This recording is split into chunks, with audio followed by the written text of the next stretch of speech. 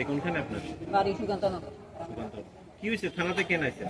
থানাতে আসিছে আর আমার পুত্রবধূ শিল্পী দেবনাথের নামে একটা চাকরি দিব হইয়া তারা আমার এই দোকান ভাড়াইছে, একটা মোবাইলে মেসেজ পাঠাইছে।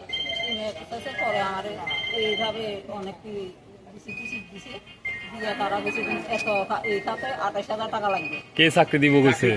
এই সৌরভ বাবু। সৌরভ বাবুকে? সৌরভ বাবুকে? সৌরভ বাবু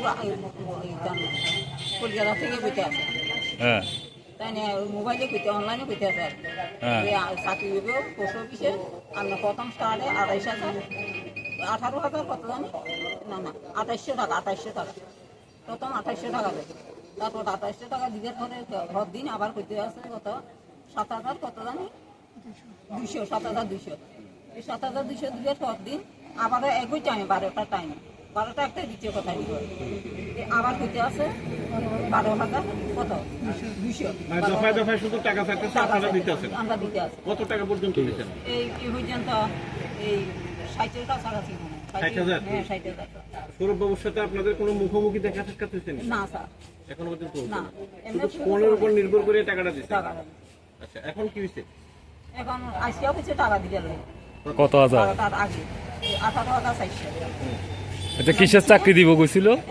এই পোস্ট অফিসে পোস্ট অফিসে? পোস্ট অফিসে জিডিএস চাকরি দিতে গেছেন? কোনটা কার কাছে আছিল? কোনটা শিল্পীর কাছে আই আমরা আপনি কি শিল্পী? আপনার নাম কি? অজিত দেবনাথ। শিল্পী মানে আপনার ছেলে? বড় ছেলে বউ। ওনার নাম, ওনারই চাকরি দিব গেছিল? হ্যাঁ শিল্পীর।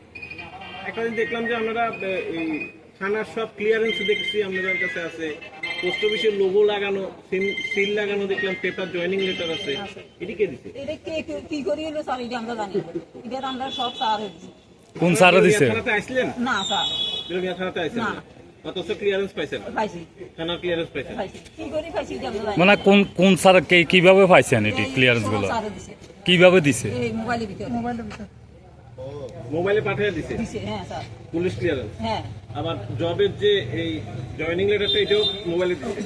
আপনারা হচ্ছে শুধু জয়েন করবেন, স্যার এর পরিবর্তে দফায় দফায় টাকা দিচ্ছেন? নিতে আপনারা কি জয়েন করতে গেছিলেন? না স্যার, কইছে 11 তারিখ জয়েন করে দিব আর এই 7 তারিখের ভিতরে কইছে যেন সব টাকা পয়সা আদান প্রদান আজকে বলবো। আমরা কইছে আমরা বাইতে হোম ভেরিফিকেশন করতে যাই। আচ্ছা, আপনারা কি পোস্ট অফিসে গেছিলেন? হ্যাঁ আজকে যাই। হোম ভেরিফিকেশন করতে কলকাতা থেকে আইবে? না বিলোনিয়া পোস্ট অফিস থেকে পাঠাই। বারবার কি বিলোনিয়া পোস্ট অফিসের নাম ধরে তারা কথা কয়? হ্যাঁ বিলোনিয়া থেকে কি কয়? এই আজকে ভেরিফিকেশন করার লাগে লোক থেকে। বিলোনিয়া পোস্ট অফিস থেকে? হ্যাঁ 3 জন যাইব, এই পুরুষ 2 জন যাইব মহিলা।